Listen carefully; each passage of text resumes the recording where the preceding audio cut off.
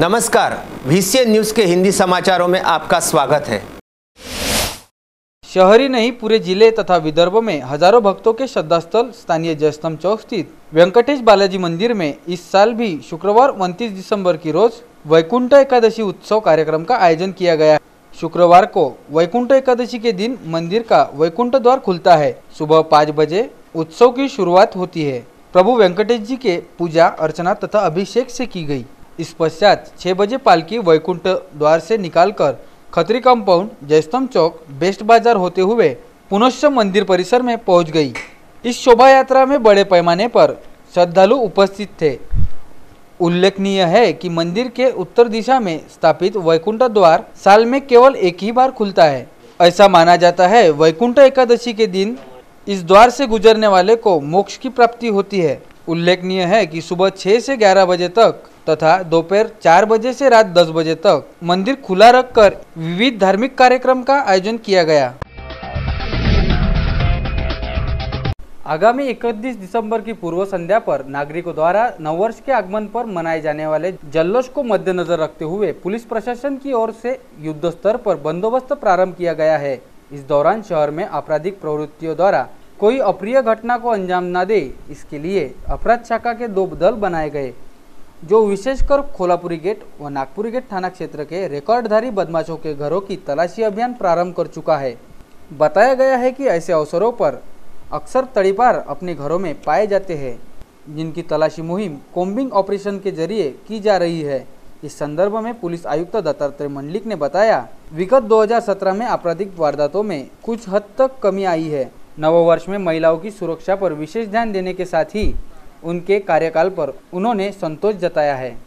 दरवर्षीप्रमाणेच 31 December आला म्हणजे नागरिकांमध्ये, जनतेमध्ये एक उत्साह तयार होतो नवीन वर्षाचं स्वागत करायचं, आणि हे अपेक्षित आहे आणि योग्य आहे, याच्यामध्ये वाईट काही नाही। परंतु हे करत असताना बऱ्याच वेळेला आम्ही जल्लोष जो साजरा करत असतो तो जल्लोष मर्यादेच्या पलीकडे करत असतो, आणि मर्यादेच्या पलीकडे गेल्यानंतर एक तर स्वतःच्या जीवाला धोका निर्माण होत असतो, आणि आम्ही स्वतःचा जीव तो गमावतोच किंवा धोका करतो। याच्याशिवाय दुसऱ्याच्या जीवाला सुद्धा धोका उत्पन्न करतो, किंवा काही प्रकार घडतात तर दुसऱ्याचा जीव धोक्यात येतो आणि ते अधू होतात किंवा मृत्युमुखी पडतात। असे प्रकार बऱ्याच वेळेला रात्रीच्या वेळेला दारू पिऊन ड्रायव्हिंग करणं, आणि ड्रायव्हिंग करत असताना रात्री उशिरापर्यंत हे प्रकार चालतात, रॅश ड्रायव्हिंग करणं, आणि मग कुठेतरी अपघात होतात। एक तर स्वतःची गाडी स्लिप होते, ती कुठेतरी आदळते मध्ये, किंवा मग दुसऱ्याच्या वाहनावर आदळते, दुसऱ्याला धोका होतो। असे प्रकार हे वारंवार घडत असतात। आणि काही हौशी मंडळी त्याच दिवशी रेसर गाड्या घेतात, आणि ते सुद्धा फुल दारू पिऊन मग त्या आणखीन जनते ऑलरेडी त्या रेसर गाड्याचा स्पीड असतो, आणि यांचा हे इतर वेळेलाही रेसर गाड्या वापर करतात, ते पूर्ण स्पीडी चालवतात, आणि मद्यपान केल्यानंतर मोठ्या प्रमाणावर त्याचा स्पीड येतो, त्यांनाही माहीत नसतं की किती स्पीडमध्ये, आणि अशा प्रसंगी मोठे अपघात होण्याची शक्यता नाकारते।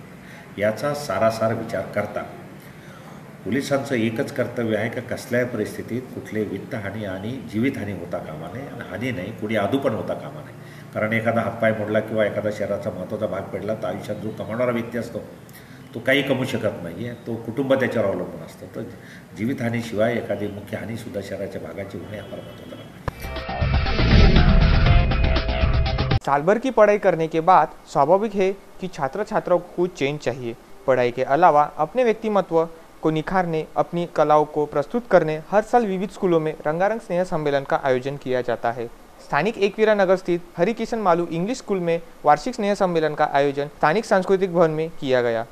कार्यक्रम की शुरुआत सरस्वती पूजन कर माल्यार्पण करके की गई। इस दौरान मान्यवरों ने दीप प्रज्वलन किया। इस रंगारंग वार्षिक स्नेह सम्मेलन के कार्यक्रम में कक्षा नर्सरी से कक्षा 10 के छात्र छात्राओं ने अपनी कलाओं की प्रस्तुति दी। नृत्य और गायिका से पूरा माहौल भाव विभोर हो गया। इस कार्यक्रम में खास बात यह रही कि कृष्ण भगवान के चरित्र पर, उनकी गाथाओं पर नाटिका, गीत गायक, नृत्य प्रस्तुत किए, जिससे पूरा सांस्कृतिक भवन कृष्ण में हो गया। अच्छी बात है, मैं लेकर आता हूँ। नहीं लल्ला, तुम कुछ नहीं जानते, तुम कुछ नहीं जानते। ये कालिया दह है, कालिया दह। इसमें माँ भयंकर सर्पों का राजा कालिया नाग रहता है। आ जाओ नाना, हमें गेम नहीं चाहिए, तुम आ जाओ। अरे तुम्हारा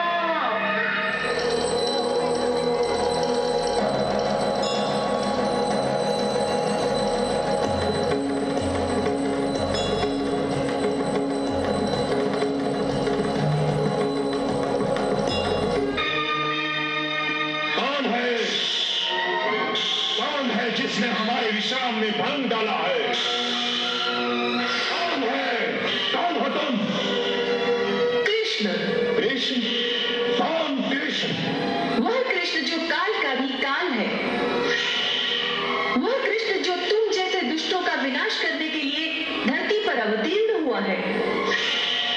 हमें पहचानो सरफराज, इससे पहले कि तुम्हारे ही दुष्कर्मों की अग्नि तुम्हें ही भस्म कर दे, हम तुम्हें एक अवसर देते हैं कि तुम अपने अहंकार को त्याग कर सच्चे हृदय से हमारी शरण में आ जाओ।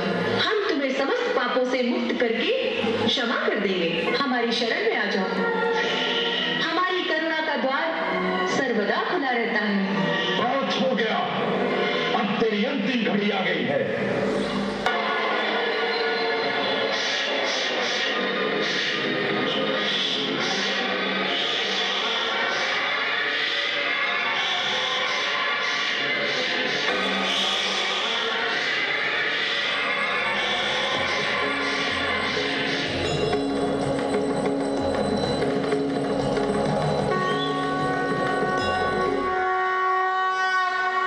इस कार्यक्रम की संकल्पना स्कूल की संचालिका नीता कौशिकिया ने की थी, जिन्हें अपनी आवाज़ देकर दिलीप कौशिकिया ने जीवित बनाया। इस वार्षिक सम्मेलन में पुष्पा देवी मालू, आशीष मालू, विधायक रवि राणा, आर खंडेलवाल, मनीष कहाटे समेत सैकड़ों की संख्या में पालक वर्ग, शिक्षक वर्ग मौजूद थे। अगले आदेश तक गिरफ्तारी पर रोक लगाने का अदालत का आदेश धारनी पुलिस तक पहुंचते ही पूर्व विधायक राजकुमार पटेल ने पुलिस थाने में जाकर अपना बयान दर्ज कराया। बयान प्रक्रिया के दौरान 2 महिला सहित 3 लोगों को गिरफ्तार कर थाने में लाया गया। इस घटना में करीब 50 आरोपी हैं। स्थानीय अपराध शाखा अमरावती ग्रामीण ने पटेल को 29 दिसंबर को अमरावती तलब किया है। आगामी 2 जनवरी को सत्र अदालत ने पटेल की अग्रिम जमानत पर फैसला होगा। खारी गांव में मासूम योगेश की हत्या पश्चात पुलिस पर हमले हुए तथा पथराव की घटना में राजकुमार पटेल सहित अनेक ग्रामवासियों को आरोपी बनाया गया है। अदालत से अस्थायी राहत मिलने पर पटेल ने गुरुवार की दोपहर थाने में बयान दिया। इस बीच गौरा चरणदास कमलेकर उम्र 23 साल, आशा कापसे उम्र 30 साल, सदाशिव टोंगले उम्र 30 साल इन्हें गिरफ्तार किया गया है। इस घटना के कई आरोपी अभी फरार बताए गए हैं। पटेल जब थाने पहुंचे तो उनके साथ नगर परिषद सदस्य सलीम मेमन और मीडिया कर्मी थे। और वो गांव की एक महिला ने मुझे फ़ोन किया कि हमारे गांव में ऐसी घटना हुई है। मैंने इमीडिएटली पुलिस को फ़ोन किया कि मैंने बोला खारी गांव में ऐसी घटना हुई, आप पहुँचो। मैं उस दिन मैं झिलपी में था क्योंकि मेरे एक चूल्हा अंकल एक्सपायर हो गया था, उसके अंतिम संस्कार के लिए गया था मैं। बाद में मेरे को आधे घंटे के बाद में फ़ोन आया कि यहाँ पर तनाव बहुत बढ़ गया है और आप जल्दी पहुँचो यहाँ पर। मैं झिलपी से खारी 2.5-3 किलोमीटर का रास्ता है, 5-10 मिनट में पहुँच गया। मैं वहाँ जाने के बाद में मैंने देखा कि पुलिस साकल तोड़ रहे थे। मैं जाके देखा एक बच्चे का गला कटा हुआ था और 3 बच्चे एकदम बाजू में बैठे थे, बिल्कुल घबराए हुए थे। जैसा ताला तोड़ा पुलिस ने उसको पकड़ा, गाड़ी में रखा, गांव वाले वो आरोपी के ऊपर दौड़ा। वार्षिक उत्सव यह प्रत्येक स्कूल के वार्षिक गतिविधियों का दर्पण होता है। संपूर्ण वर्ष में अनेक कार्यक्रमों के आयोजन स्कूल में होते हैं, परंतु वार्षिकोत्सव यह संपूर्ण वर्ष का महत्वपूर्ण कार्यक्रम होता है। महर्षि पब्लिक स्कूल में प्रतिवर्ष की भांति इस वर्ष भी यह उत्सव बड़े उत्साहपूर्ण मनाया गया। इस भव्य कार्यक्रम में मुख्य अतिथि के रूप में चंदू सजोतिया, नंदकिशोर राठी, राधा देवी राठी, प्रशांत राठी, स्वाति राठी, प्राचार्य सरिता ढोले, सपना पाटिल, प्रणाली देवघरे एवं सभी पालक प्रतिनिधि मौजूद थे। कार्यक्रम में सर्वप्रथम मुख्य मान्यवरों के कर कमलों से सरस्वती पूजन एवं दीप प्रज्वलन करते हुए निर्विघ्नता पूर्वक कार्यक्रम के लिए प्रार्थना की गई। इसके बाद भारतीय संस्कृति के अनुरूप अतिथि देवो भव का अनुसरण करते हुए सभी मान्यवरों का पुष्पगुच्छ देकर सम्मान किया गया। साथ ही छात्राओं ने अतिथियों के स्वागत के लिए सुंदर गीत प्रस्तुत किया।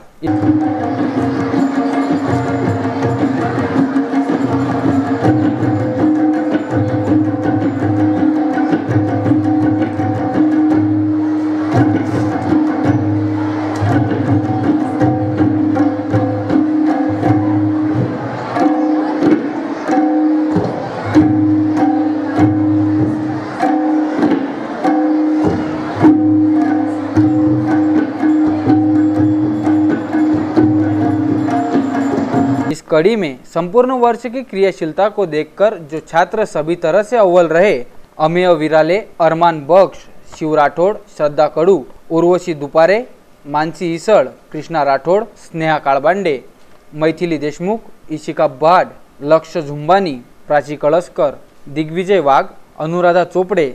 विशेष रूप से स्कूल गेम राष्ट्रीय स्तर पर बॉल बैडमिंटन में भाग लेने वाला छात्र आदित्य इसड़, राष्ट्रीय स्कूल गेम थ्रो बॉल में छात्र ज्ञानेश बूटे एवं प्रियांशु दांडगे, इन्हें मान्यवरों के द्वारा पुरस्कृत किया गया। इसके बाद कक्षा 8वीं के छात्राओं ने स्वागत नृत्य प्रस्तुत कर सांस्कृतिक कार्यक्रमों को शुरुआत की गई। कक्षा 8वीं के छात्रों ने जन्माष्टमी के द्वारा श्री कृष्ण जन्म से लेकर उनकी लीलाओं के दर्शन कराए। कक्षा 10वीं के छात्राओं के द्वारा संभाजी के जीवन के आधार पर लघु नाटिका प्रस्तुत की गई, जिसमें सभी दर्शक मंत्रमुग्ध हो गए।